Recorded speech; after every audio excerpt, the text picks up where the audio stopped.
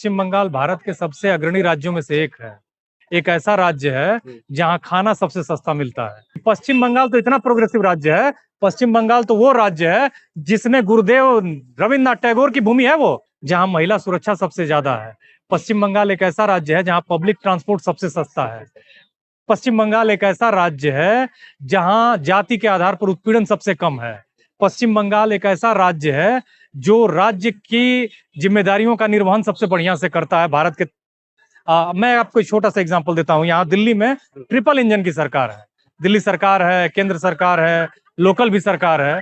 उसमें जानते हैं अभी पालम में एक अग्निकांड हुआ। अग्निकांड में पूरा घर जो है वो तवा बन गया। 2 फ्लोर जल रहा था, ऊपर घर के लोग फंस गए थे। मालूम है वहां पे दमकल की गाड़ी पहुंची, उसकी हाइड्रोलिक सीढ़ी खुल ही नहीं पाई। ये डबल इंजन का कारनामा है। खुल जाती 8-9 लोग बच जाते, उनकी जान चली गई दिल्ली में। अगर वो हाइड्रोलिक लैडर और अगर ये विपक्ष का राज्य होता ना, मैं बता रहा होता कि चीफ मिनिस्टर इस्तीफा दे देता। आप अखिलेश यादव की उत्तर प्रदेश में सरकार थी, वहां एक राज्यपाल होते थे राम नाईक। वो छींक आने पर भी जनता में सवाल पूछते थे चीफ मिनिस्टर से। आपको मालूम है पश्चिम बंगाल में इनके 2-3 गवर्नर थे पूरा प्रोपेगेंडा करने वाले। पिछला जो गवर्नर था वो इतना, मैंने उसके ऊपर अपनी नौकरानी के यौन शोषण का आरोप लगा। सच्चाई थी, मजबूरी में बीजेपी ने चुपके से उसको हटा के तमिलनाडु के गवर्नर RN रवि को वहां का चार्ज दिया है। पिछला जो गवर्नर था वो तो 24 घंटा जैसे सरकारी कर्मचारी की तरह, जयदीप धनखड़, वो 24 घंटा जैसे लगता था कि वहां का विपक्ष है, काम करता रहता था। तो आप समझिए ना कि हर शाम को बंगाल के लोग रविंद्र संगीत गाते हैं। भारत में एक आदमी को साहित्य का नोबेल मिला है, गुरुदेव रविन्द्रनाथ टैगोर को 1913 में। वो बंगाल से थे। वो बंगाल की धरती है, वो धरती है जो रविन्द्रनाथ टैगोर की धरती है, जिन्होंने कबीर से सीखा था, जिन्होंने अपनी गीतांजलि लिखी। और पूरा गीतांजलि का जो साहित्य है वो गरीबों की डिग्निटी की लाइफ का है। पूरा गीतांजलि के जो गीत हैं वो मानव सम्मान का है। वो एक गीत लिखते हैं जो पूरी दुनिया के संविधान का संविधान हो सकता है। वो एक ऐसी दुनिया की कल्पना करते हैं। वो कहते हैं कि हम ऐसी जगह पर हैं कि जहां मानव का मस्तिष्क जो है ना, वो अपना शरीर मस्तिष्क ऊपर उठा करके जिए जीवन। ऐसा ना हो कि डर डर के जिए, किसी जाति के दम से दब के जिए, किसी के स्टेटस से दब के जिए। वो हरियाणा के चुनाव में 70 उसका चुनाव की वोटर लिस्ट में 70 जगह नाम है, 70 या 72 जगह। उसका नाम मैं भूल रहा हूँ उस मॉडल का, और उसका कोई लेना देना नहीं भारत से। ये हमारा चुनाव आयोग है। उस पर कोई स्पष्टीकरण आया, उस पे किसी की गिरफ्तारी हुई, उस पे कोई जवाब दिया चुनाव आयोग ने? चुनाव आयोग हर बेकार के आरोप का खंडन करता है, लेकिन जो जेन्युइन आरोप है उस पर वो कुछ भी नहीं बोलता है, उस पर कोई बात नहीं करता है। तो ब्राजील की मॉडल भारत में वोट डाल रही है। आने वाले समय में भी 5 राज्यों में चुनाव है, लेकिन अभी से इस तरीके का जो कारनामा निकल कर आ रहा है चुनाव आयोग का, क्या प्रभाव पड़ेगा? क्योंकि ममता बनर्जी पहले ही कह चुकी हैं हमें भरोसा नहीं है, लेकिन इसलिए मैं खुद काली कोट पहनी हुई है। देखिए, ममता बनर्जी बहुत ही मजबूत ढंग से इनके नैरेटिव का और इनके जो काम है, इनका जो चुनाव आयुक्त है या चुनाव आयोग जो काम कर रहा है, उनका वो मजबूती से विरोध कर रही है, उसके खिलाफ लड़ रही है।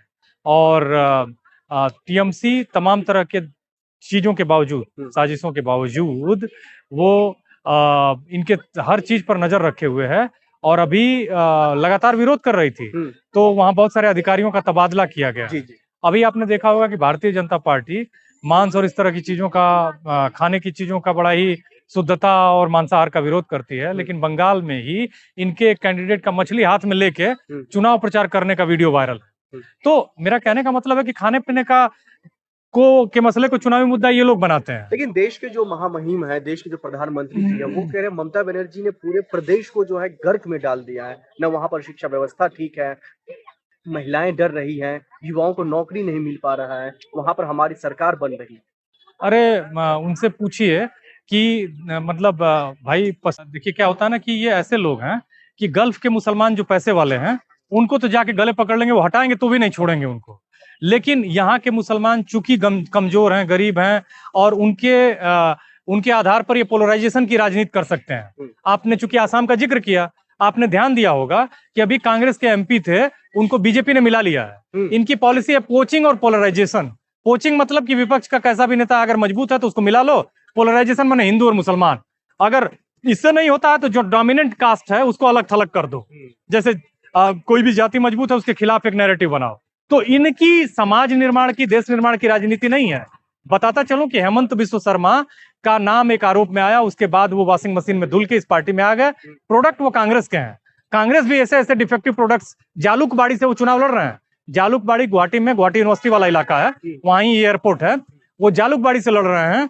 ऐसे प्रोडक्ट हैं जो फाल्टी कांग्रेस से आए, अभी आके हिंदू मुसलमान की पॉलिटिक्स करना, हर तरह का झूठ बोलना। ट्रंप तो 5 साल में, वॉशिंगटन पोस्ट कहता है कि 30,527 झूठ बोल चुका है, लेकिन इन लोगों का झूठ अगर आप गिनने लगिए तो उसको आप गिनती खत्म हो जाएगी। लेकिन सर फिर इस तरीके का जो माहौल है, फिर जनता के लिए भी फायदा क्या है? जनता तो उनको चुन करके सदन में भेजती है ताकि हमारा मुद्दा उठाए, लेकिन यहाँ पर मुद्दा उठ जाता है हिंदू मुसलमान का, यहाँ पर मतलब जो मन भेद से लेकर के जाति भेद का।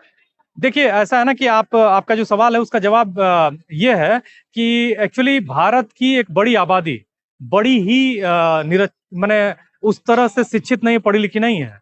अभी भी भारत में केरल एक ऐसा राज्य है जहां साक्षरता दर सबसे बेहतर है। बाकी उत्तर के, पूरब के राज्यों में ये बहुत कम है। तो वंचित समाज के लोग ज्यादातर पढ़े लिखे नहीं हैं, अपना अच्छा भला बुरा नहीं समझ सकते हैं, तो यहाँ की पॉलिटिक्स भी निचले स्तर की है। केरल में इस तरह की पॉलिटिक्स के लिए कोई जगह नहीं है। वहां लोग जागरूक है। वहां एक ऑटो चलाने वाला भाई भी कम से कम सवेरे मातृभूमि पढ़ लेता है, वहां का जो अखबार है, ठीक ना, वो अखबार पढ़ लेता है, मोड़ के उसको रखता है अपने हाथ में। आप केरल जाइएगा कभी, वो लेफ्ट या फिर कांग्रेस की नीतियों को समझता है, उनकी आलोचना करता है। यहाँ तो लोगों को यही समझ में नहीं आता है कि उनकी गरीबी के लिए अब्दुल जिम्मेदार है या मतलब सरकार जिम्मेदार है। उनको अब्दुल को टाइट होना चाहिए, ये सरकार के लोगों ने बता दिया है, और वो लगता है उसको कि अब्दुल को सरकार टाइट कर रही है, हमारा देश विश्व गुरु बन जाएगा। प्रदेश की जनता का क्या फायदा है? प्रदेश की जनता का तभी फायदा होगा जब वो प्रगतिशील लोगों के साथ जाएगी, मजबूती से प्रगतिशीलता का दामन थामेगी, अच्छी बुरी चीजों को समझेगी, और समझने के लिए उसको देखना होगा कि कौन शिक्षा की बात करता है, कौन हॉस्पिटल की बात करता है। देश में 90,000 स्कूल बंद हो गए हैं, और ये वही सरकार बंद की है जो विश्व गुरु होने की बात करती है, दावा करती है। और उसने उत्तर प्रदेश में जितने स्कूल बंद हुए उतने शराब की दुकानें खोली। देखिए, ऐसा है ना कि आपका जो सवाल है उसका जवाब ये है कि एक्चुअली भारत की एक बड़ी आबादी बड़ी ही माने उस तरह से शिक्षित नहीं, पढ़ी लिखी नहीं है। अभी भी भारत में केरल एक ऐसा राज्य है जहां साक्षरता दर सबसे बेहतर है। बाकी उत्तर के, पूरब के राज्यों में ये बहुत कम है। तो वंचित समाज के लोग ज्यादातर पढ़े लिखे नहीं हैं, अपना अच्छा भला बुरा नहीं समझ सकते हैं, तो यहाँ की पॉलिटिक्स भी निचले स्तर की है। केरल में इस तरह की पॉलिटिक्स के लिए कोई जगह नहीं है। वहां लोग जागरूक है। वहां एक ऑटो चलाने वाला भाई भी कम से कम सवेरे मातृभूमि पढ़ लेता है, वहां का जो अखबार है, ठीक ना, वो अखबार पढ़ लेता है, मोड़ के उसको रखता है अपने हाथ में। आप केरल जाइएगा कभी, वो लेफ्ट या फिर कांग्रेस की नीतियों को समझता है, उनकी आलोचना करता है। यहाँ तो लोगों को यही समझ में नहीं आता है कि उनकी गरीबी के लिए अब्दुल जिम्मेदार है या मतलब सरकार जिम्मेदार है। उनको अब्दुल को टाइट होना चाहिए, ये सरकार के लोगों ने बता दिया है, और वो लगता है उसको कि अब्दुल को सरकार टाइट कर रही है, हमारा देश विश्व गुरु बन जाएगा। प्रदेश की जनता का क्या फायदा है? प्रदेश की जनता का तभी फायदा होगा जब वो प्रगतिशील लोगों के साथ जाएगी,